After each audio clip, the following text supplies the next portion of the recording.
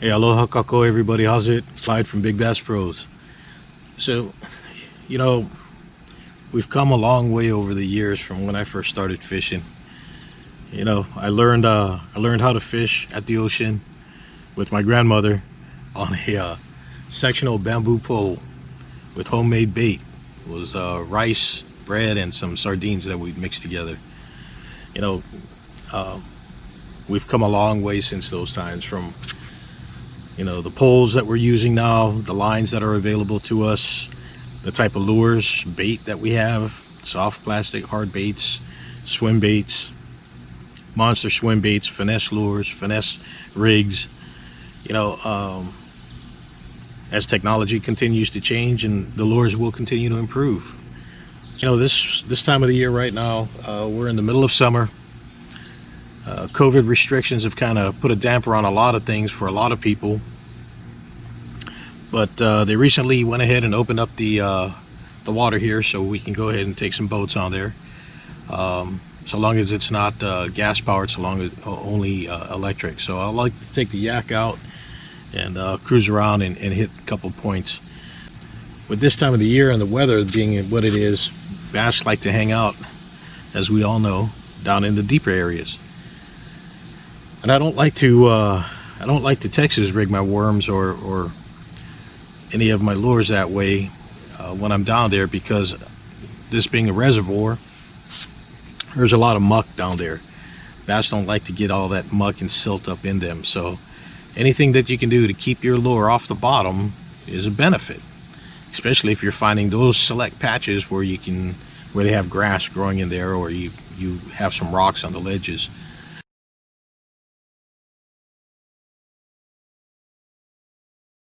This is my go-to rig for this time of the year when the bass are staging deep.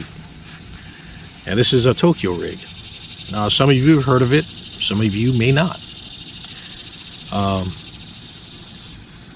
I find it very simplistic. It works great. The setup keeps it above the muck, your bait off the muck, while the bottom is trailing through. Now, you can use different varying weights that are out there. I like to tag two on here, keeps it down. If I'm going to go into really heavy current or things of that nature, I'll change up naturally. But what I find with this rig is that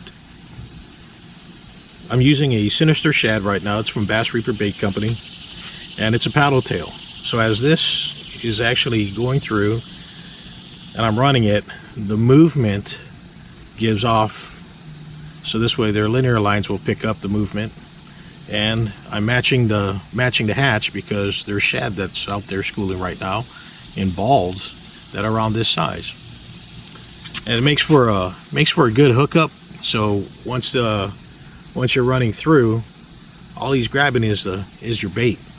You don't have to worry about punching up any weights or anything like that out of his mouth. It's just all bait. As you can see, it's a pretty easy hookup ratio here. I've never had an issue in losing one or having one toss it near the boat. So that being said, Tokyo rig, take a look at it. I have some freshwater footage for you, so you can actually see how it works, the benefit of it. It's a lot different than a Texas rig. Take a look at it, give it a shot, and may be surprising. It may even bring in that kicker that you're looking for. All right, so until next time, hey, thanks for stopping by, or as we say in Hawaii, mahalo nui loa and aloha.